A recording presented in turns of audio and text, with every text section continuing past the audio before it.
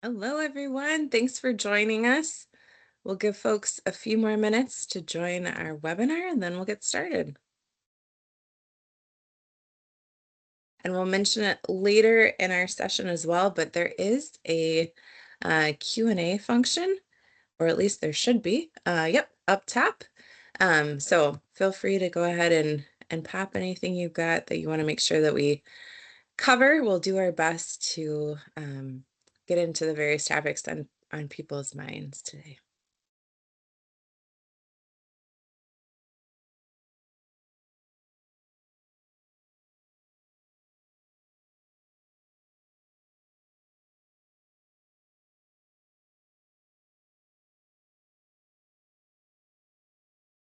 We need like some elevator hold music or something, or maybe something even more energizing today to get our call started here.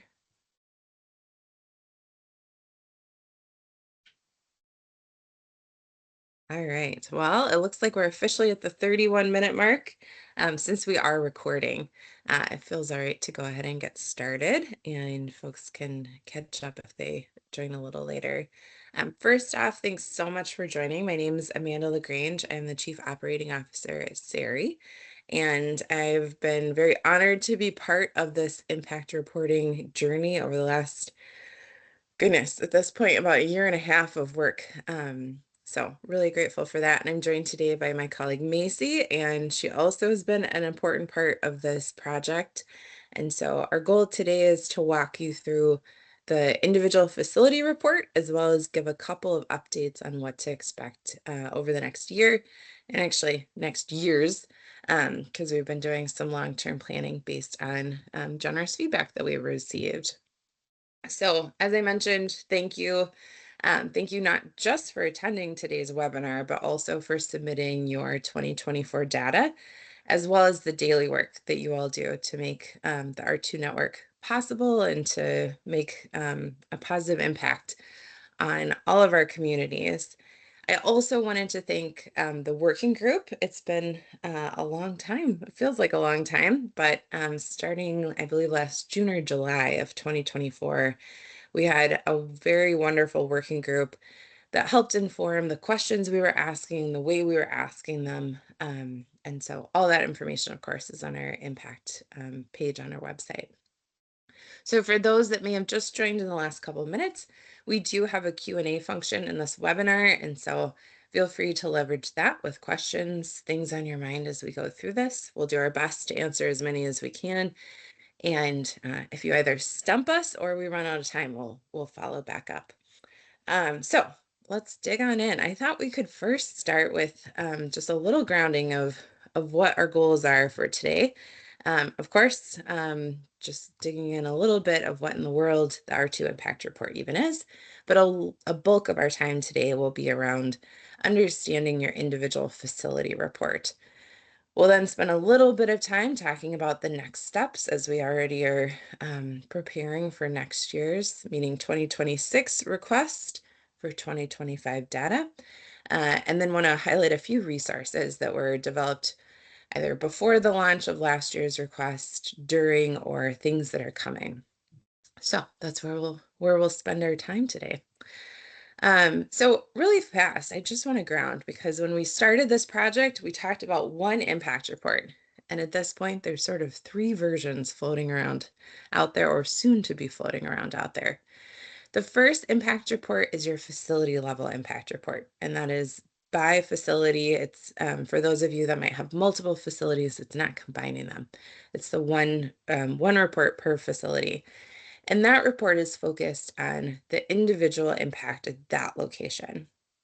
We also have an ecotone report, which, as you've seen on both your individual reports and other messaging, we hired a third party called Ecotone Analytics, who specializes in social return on investment, environmental investment, and really helped us to quantify the impact of the R2 network. And so we've now published that report on our website, and we'll at some point link to our impact page on this SARI website. But I refer to that as sort of the academic report. It is very long and full of a lot of numbers, but very compelling numbers. And that is the combination of all of the R2 facility metrics that we received. So if you were looking for some of the backup support for a lot of the information that informed the individual reports, as well as what comes very soon of the SARI impact report, that's a great source. Like I said, it's available on our website. If you're a data nerd like some of us on our team, you'll love it. If you don't love spreadsheets as much, we recommend waiting for the SARI impact report, which tells not only the story of the R2 network impact made possible by your data and this Ecotone report, but also efforts around our other programs during 2024. So just wanted to clear up in case folks were unclear of what to expect from us. There are 3 different places that we've been reporting out impact information. So I did want to just pull in, even though of course today is focused on the individual reports, I wanted to pull out a couple of statistics out of that combination report. And all of this comes again from the Ecotone analytics report that's available on our website. Because it's so compelling and it's so inspiring. And so again, thank you for prioritizing submitting your data to make sure that this was even possible. So first up, this is a slide getting at avoided carbon by recycling electronics. And it's a very compelling number. And one of the pieces that I think is the most fascinating about this information is that it shows that by weight, about 75% of all the weight processed in the R2 network, about 75% is done through recycling. 25% of the weight is reused. And I should have mentioned in my introduction that before joining SARI, I spent about 10 years running a R2 certified facility. And so this felt very real to me. I was like, yep, that feels like the split that we often saw in our facility, of course, with a little noise depending on how many CRT TVs came in that year, skewing things one way or another. So by weight across the entire R2 network for 2024 data, we saw 25% reused, 75% recycled, with a really compelling impact of the carbon avoided by recycling. What's really compelling, though, is that of that 25% reused, there is a 300 times impact of carbon avoided through reuse. And if you see on the right, the majority of the 92 million whole units that were reused that made that possible were mobile phones. And we had 27 million components that were reused. And so what for the first time we're able to talk about across the entire R2 network is the data behind a conversation of how important reuse is. And so thanks for making this information possible and also the impact possible. I know that our focus is on the individual report, and that's where we'll go next, but I just really wanted to celebrate and show the type of information that was possible because of the impact reporting that we were all a part of in the last year. So let's dive into those individual reports. First up, we'll talk a little bit about the metrics that are in the individual report and then our suggestions on how you can use that information. So we hope that you've already taken a look at these individual reports. We know the days are very full, so if not, no problem. Feel free to be looking at your own report for the first time. We've got a sample here on the right for those that are maybe looking at this for the first time. So these individual reports, each one is customized to that specific facility. So I keep emphasizing that because there's an address across the top to make sure you don't get sort of confused at all of which facility it's representing, because we know a lot of folks in the network have multiple facilities. But then there are 5 key metrics that are shown on here, and we'll dive deeper into each one. But the total electronics received coming in, what that means then into a material breakdown of the composition of those materials, how does that go back into the electronics value stream and value chain? It gets into data sanitization, downstream shipments, And then finally, a greenhouse gas calculation based only on the mobile phones, laptops, and flat panel monitors. So that's an overview of where we're headed. So we'll go today through each one of these separate metrics and talk about what it means, but then also a few thoughts on how you might be able to use that information to share in marketing materials. I find it really compelling to share with even your own staff to celebrate the impact that they've made. There's a lot of uses for this information. So for the first step, for total electronics received, this is, as you might imagine, the amount of electronics coming into your building. You all would have provided this number in total to us as part of the submission process. And this number is really compelling because it shows not only are you, of course, a trusted partner because of your R2 certification, but that you're able to handle significant volumes. You're able to have that infrastructure to process whatever your customers are needing. And so we've got a couple of recommendations on how you might use this statistic, emphasizing that you are keeping materials out of landfills. You can get into sort of whether it's a smaller volume or a higher volume, some thoughts around celebrating that every pound is processed with deep care.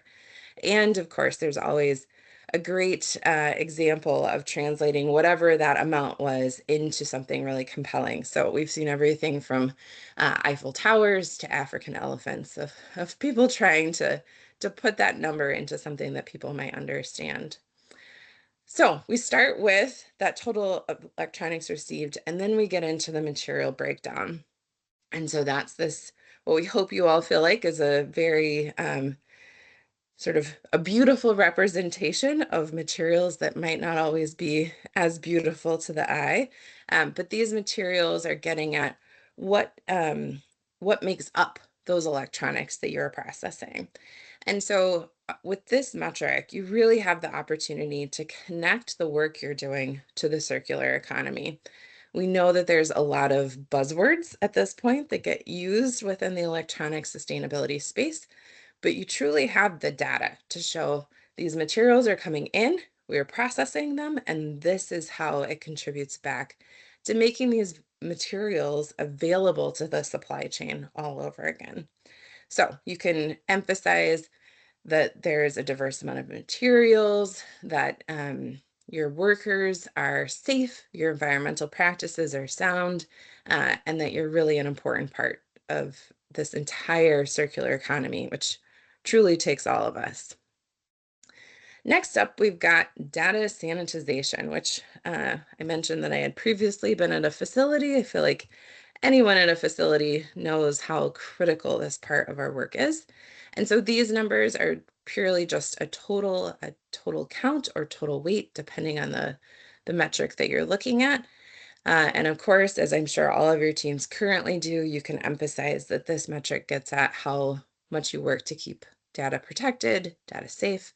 But getting at the number of units can be very compelling to show the capacity that your team has to handle these items. And so I'll give you a little preview of some work that our team's been working on connected to a phrasing that we use of R2 is how you know. There's a variety of marketing materials that are coming available in the coming weeks. And so you could couple those materials with this very compelling statistic to share externally.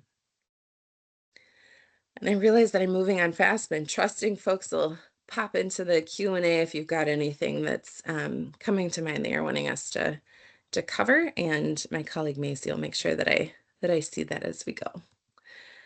All right, next up is on downstream shipments. And so figuring out this statistic figures out where your materials go next. So we're sort of following it through your processing through the entire individual report. And so you might want to highlight the fact that as an R2 certified facility, you're prioritizing reuse over recycling whenever possible. I think this is also a really interesting conversation. If by chance you have any customers that insist on destruction rather than allowing for some of the repair or reuse of some of their components, if they're in the minority, you could show like, see, we do a lot of this type of work. Might you, in fact, consider going this route as well? So as I should have mentioned in the very beginning, that our intention with these is, of course, for you to use them as a resource, but unlikely that you'll just sort of send them off and that'll be it. Hopefully you can use it for some really helpful dialogue to your organization. All right, and then the final is around greenhouse gas emissions. And so a couple pieces that we wanted to note here. The first is that we've utilized an outside third party. We talked about Ecotone Analytics being a partner in this. They helped us develop these calculations to be able to say what emissions were avoided. One specific piece to call out is actually your impact is even greater than what is here. We're looking specifically at the reuse and recycling of mobile phones, laptops, and flat panel display monitors. So of course, you're doing so much more than that. These calculations are a little complicated, and so we wanted to make sure that we were giving we were using their time the best as we were calculating these. And so that's where we focused. We felt like those were the most compelling statistics to share out. So in a world, again, where there's a lot of buzzwords and a lot of greenwashing happening, you now have a calculation that can help tell your story of how you are part of that electronics circular economy. And if you've got clients that are really focused on data and in their own sustainability reporting, you can let them know that you've got information that can help them as part of that process. And then finally, I mean, brag about this number. We hope that you feel really proud of it. We started our webinar today by sharing out about the impact across the network. It's never been a surprise, the good work that's happening, and now we finally have a number connected to this. I was recently traveling through an airport and I was using one of those reusable bottle fill stations. And I don't know if any of you have used them, but there's normally a number that'll tell you the number of bottles avoided. And I noticed that while I was filling my bottle, that the next number came over, and I thought, you know what? Of course I know that filling my reusable water bottle is a smart choice for the environment. It matches my personal values. But there was something really rewarding about that number moving over to show like, oh yeah, I did a good thing. And so again, I want to emphasize that sharing this type of information with your team and reminding them how they are such an important part of making all this possible is also something to celebrate. Okay, so those are the 5 metrics. I'm going to pause there just because I can't always see everything on my screen at once and just check in. Macy, any Q&A that we should pop into before we Yes, carry on? Okay, you did have one question. Does the wonderful. report mirror the data submitted from each organization, or is there a formula used against the data submitted? Excellent question. So the greenhouse gas emissions, that has specific formulas that run in the background to be able to report out. And Macy, check my memory. Is that the, Material breakdown as well has thank you. submissions. And then the rest of them ran through a little bit of a formula depending on if they were submitted in pounds or kilograms. So they might have gone back and forth, so it might not be the exact number based on that. Mhm. Yeah, wonderful. Any other questions in the Q&A so far? And thanks, Macy. I definitely did not see that pop up anywhere on my screen as I was presenting. Yeah, that's all so far. All right, then we'll carry on. All right, so I've already previewed a little bit about this as we've been chatting today, but our hope, of course, is that you'll be utilizing these individual reports in the ways that you find helpful. We definitely have heard examples of where it's being used in sales conversations and marketing materials, especially for some customers that really find data compelling. Maybe they're required to do some reporting. It sort of helps you make a case for your sophistication and being able to support their work. And of course, we've seen a couple of the individual reports also make it up on LinkedIn and other spots, which is great to see. You can also consider how you might create some customer success stories. We're not suggesting that you sort of go into deep spreadsheet mode to come up with the exact calculation for each individual customer, but you can frame about how the amount of work that they did with you made this work possible, much in the same way I was suggesting with your employees. One of the places that we hear a lot about is how can R2 really differentiate when I'm up against someone in an RFP process? And so to be able to bring in these compelling statistics can in fact help when people are trying to decide between uncertified and certified. And frankly, even when you think about if you're competing with a fellow R2 certified facility, these reports show the unique differentiation, the unique custom way that you operate. So for example, if you were a facility that did tons of laptop weight, it'll sort of give you a different calculation and a different viewpoint than maybe somebody that really deals in just scrap electronics and doing almost all recycling versus reuse and repair.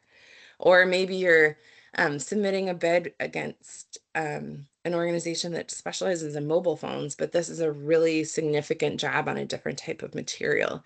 These reports help get at really what you're working on, where that R2 certification is talking about the level, the standard of what we're expecting for people of how they're working on the materials.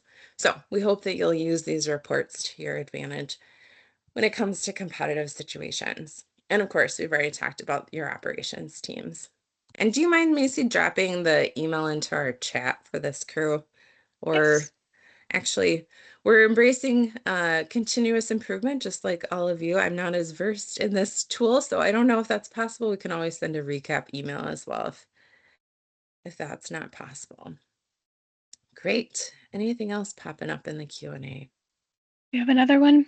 In the consolidated Ecotone report, how did you account for the fact that many devices would have been received by multiple downstream vendors through downstream vendor chain, i.e., how did you avoid double dipping in the count of Yeah. devices?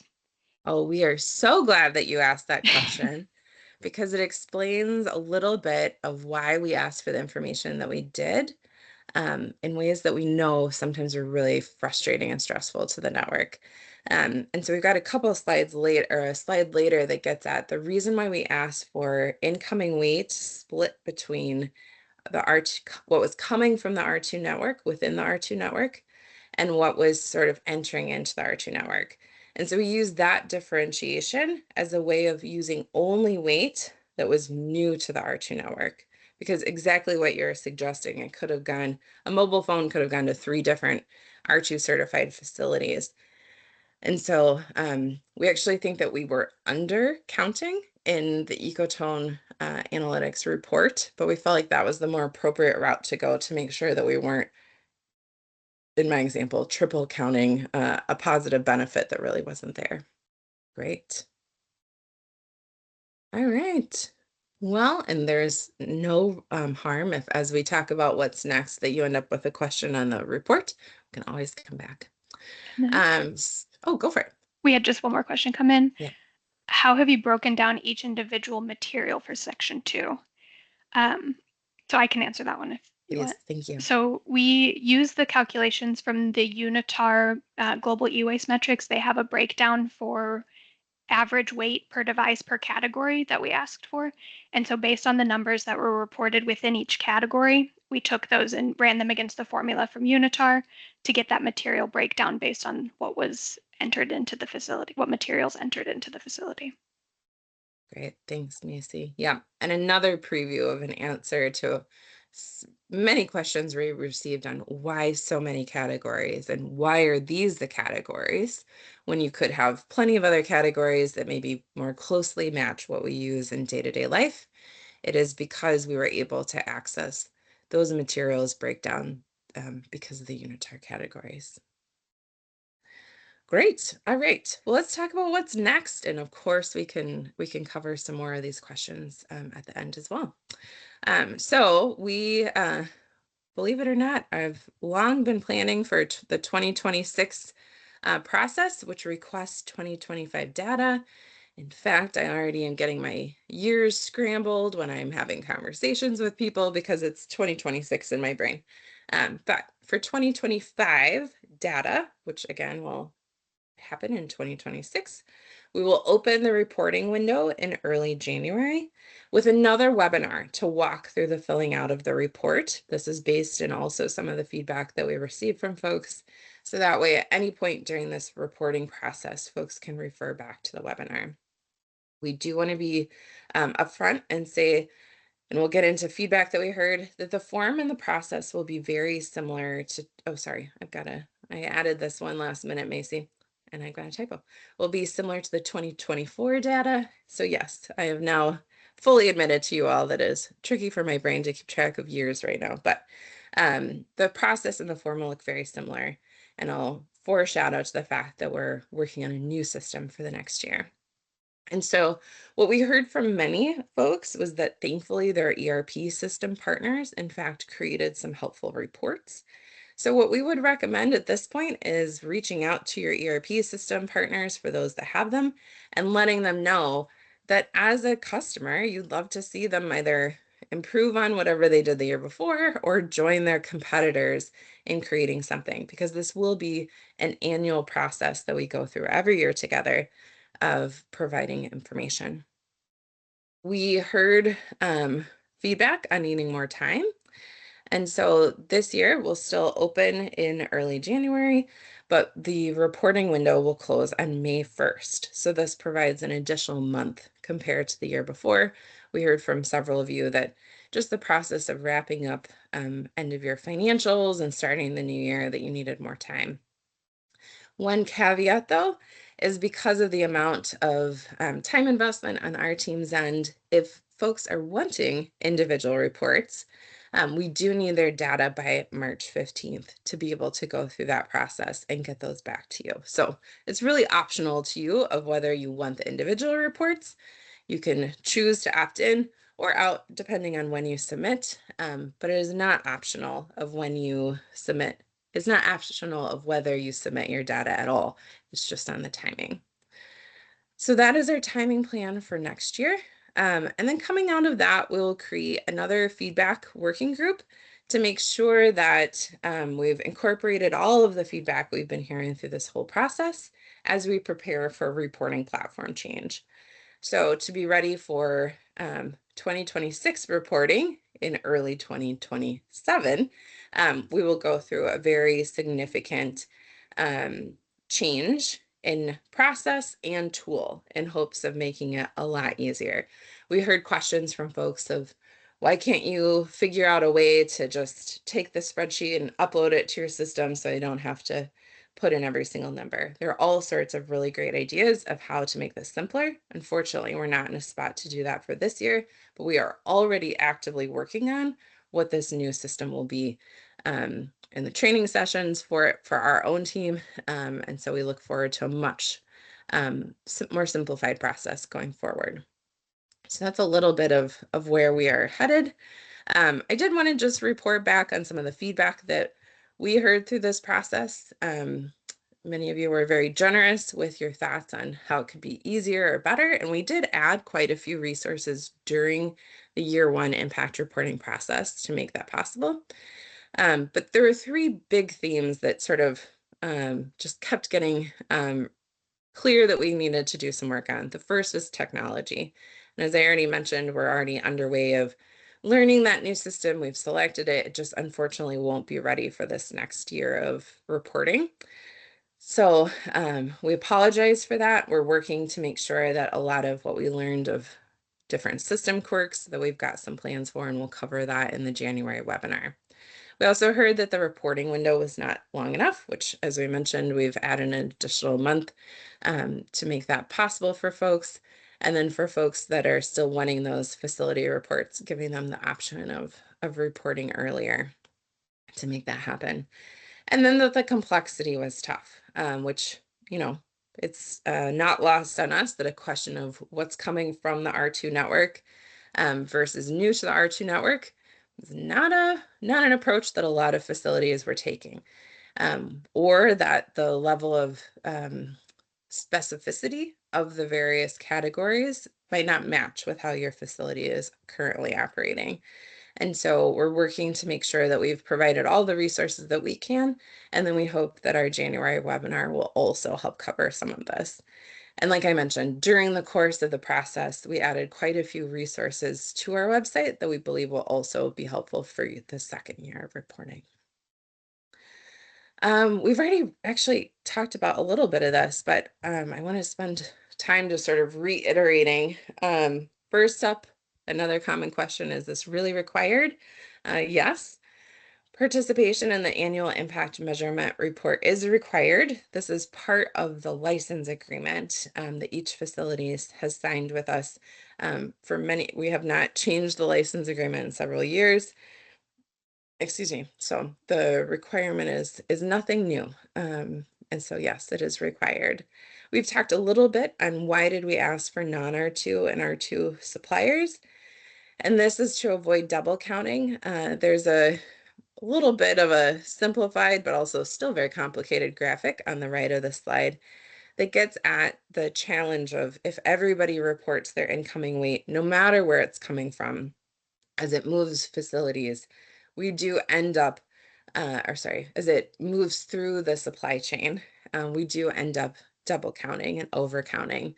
And so by focusing in on the materials that are new to the R2 network, we're minimizing this double counting and taking a very conservative approach in that.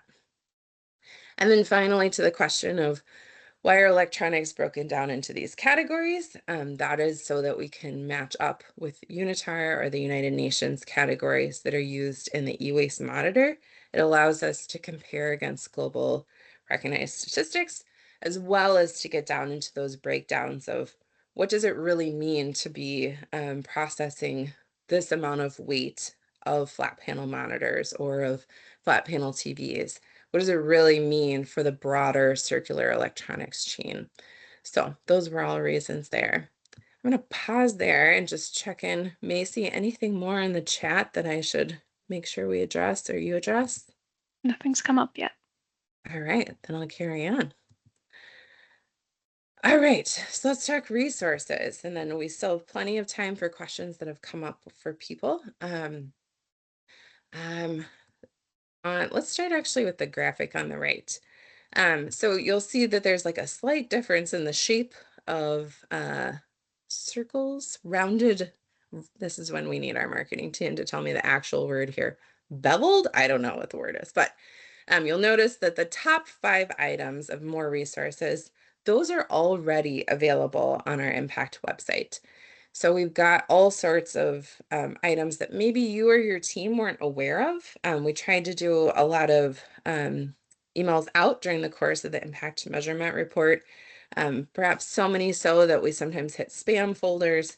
That was a big challenge last year as well. And so we really encourage you to spend some time going out and looking at our impact page that's on our CRA website. And it continues to be updated. These materials, though, should help you or whoever on your team is putting together the information to submit your 2025 data in early 2026. But we've got a few more resources that are coming, and that includes, of course, this webinar.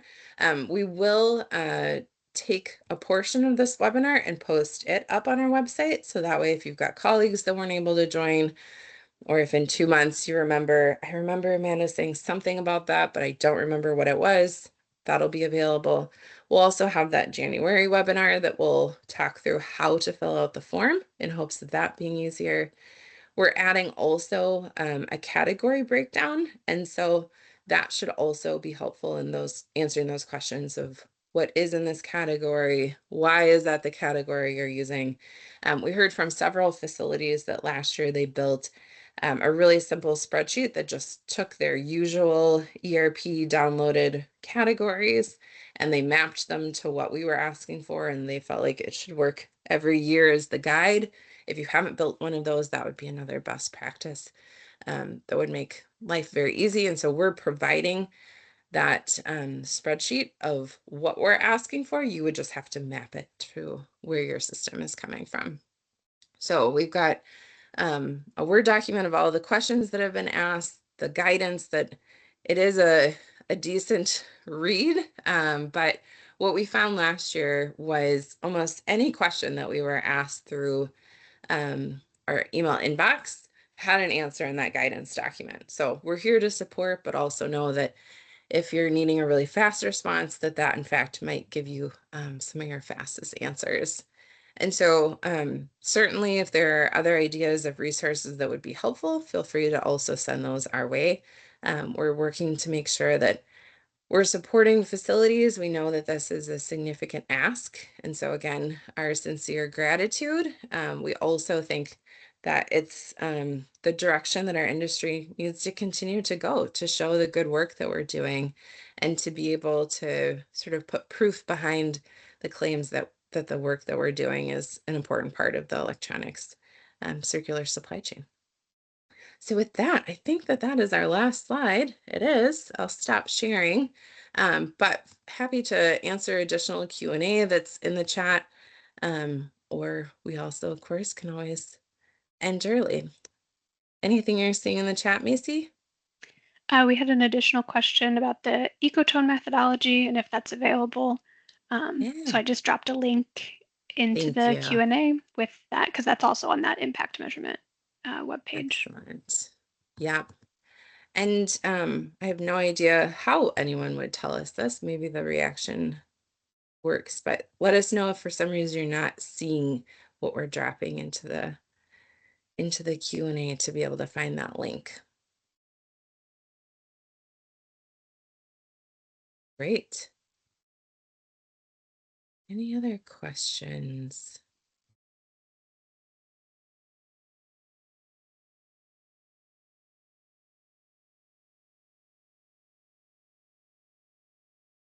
Okay, well, we will be posting a portion of this webinar on the Impact website.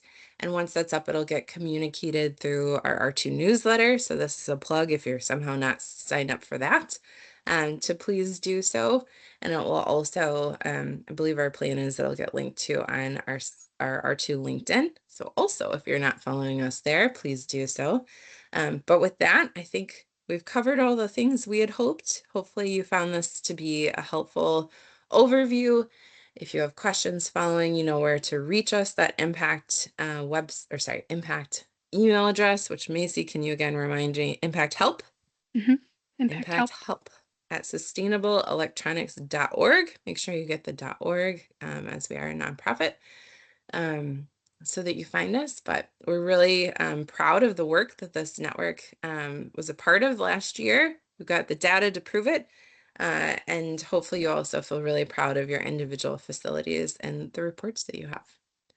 So with that, I think that's a wrap, unless Macy, I'm missing any of the Q&A that's now popped in. Haven't seen any further Q&A, but I did drop the link to the webpage that we're talking about also there, so you can find that and click through our materials that we already have up. Amazing. Thank you. All right, everyone, take good care. Have a good rest of your day. See you next time. Right. Bye. Bye.